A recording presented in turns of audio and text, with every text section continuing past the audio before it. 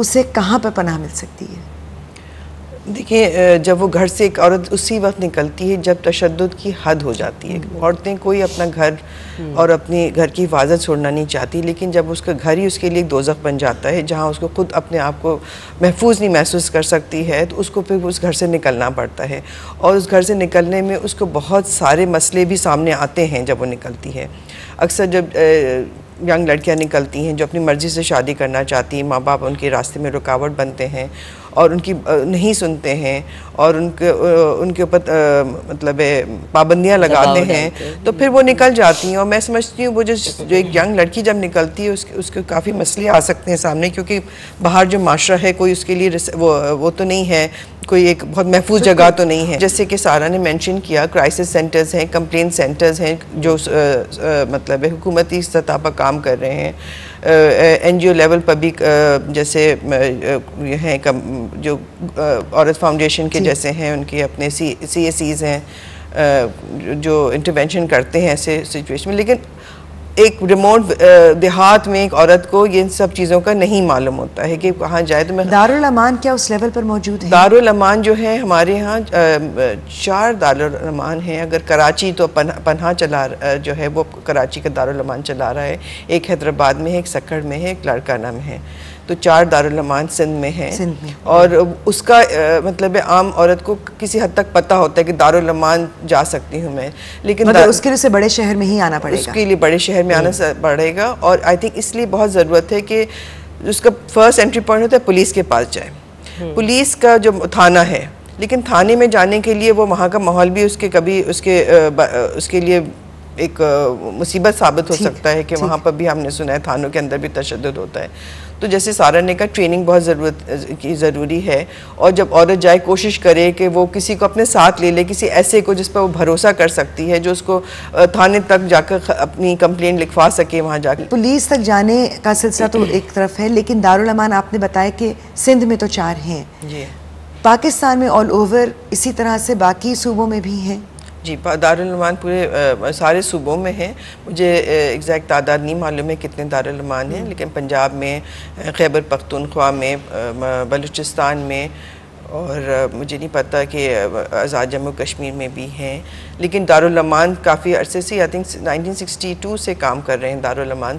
लेकिन जो दारुल अमान जब बनाए गए थे, जिस वो बने थे कि यानी डेस्टिट्यूट औरत जो एक होती है, यानी कि जिसके पास कोई ठिकाना नहीं हो, वो जाकर इन जगहों पर रह सकती है। लेकिन वक्त के साथ इन दारुल अमान की जो डिलीवरी सिस्टम था उसमें बहुत तब्दीली आई।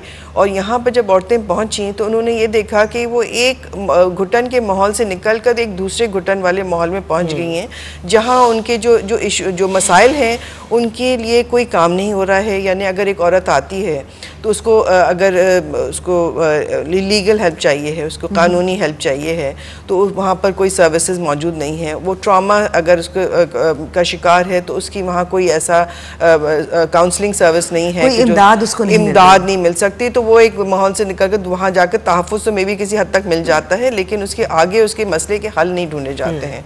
इसमें मैं 2 चीज़ें और भी कहना चाहूँगी। एक तो ये कि क्राइसिस सेंटर्स जितने पाकिस्तान में हैं बहुत कम है। जितनी तादाद में ख़वातीन के साथ पाकिस्तान में तशद्दुद हो रहा है, हर तरह का तशद्दुद हो रहा है। हमारे यहाँ पे काफ़ी वैरायटी है, अलग अलग तरीक़ों से औरत के हुकूक को पामाल किया जा रहा है। तो एक तो बहुत कम है, और दूसरी चीज़ ये है कि जो आपके ख़वातीन जिनके साथ तशद्दुद हो रहा है, या जो नौजवान बच्चियां हैं जिनके साथ हो रहा है, ये हम समझते हैं NGO के मतलब हैसियत से काम करते हुए, और वैसे भी इस मुल्क के शहरी होते हुए भी, कि बहुत मसले हैं। पुलिस में भी मसला है, मेडिकल लीगल भी मसला है, जुडिशरी में, कोर्ट कचहरी में भी मसला है। लेकिन अगर कोई खातून या कोई बच्ची रिपोर्ट नहीं करती है, मतलब जब उसके साथ शुरू होता है आहिस्ता आहिस्ता, तो वो हमने देखा रिपोर्ट नहीं करता तो तशद्दुद बढ़ता जाता है। तो ये तो हर हालत ज़रूरी है कि हमारे यहाँ पे पाकिस्तान में जो भी सिस्टम्स हैं, एक तो आपको उनके बारे में शऊर हो, मालूमात हो कि कहाँ क्या चीज़ है, जो कि एक हुकूमत की भी जिम्मेदारी है। कुछ हिस्सा उसमें NGOs भी अदा करती हैं कि लोगों को बताती हैं, जिम्मेदारी भी है कि और उनकी अपनी जिम्मेदारी भी बिल्कुल है। सारा इसी बात से और बात आगे बढ़ाएंगे। ये बहुत ज़रूरी है कि हम खुद भी कोशिश करें, ये जानें कि हमारे इर्द गिर्द क्या फैसिलिटीज़ हैं, क्या सहूलियात हैं, और बहुत सारी बातें करेंगे लेकिन वक्फे के बाद।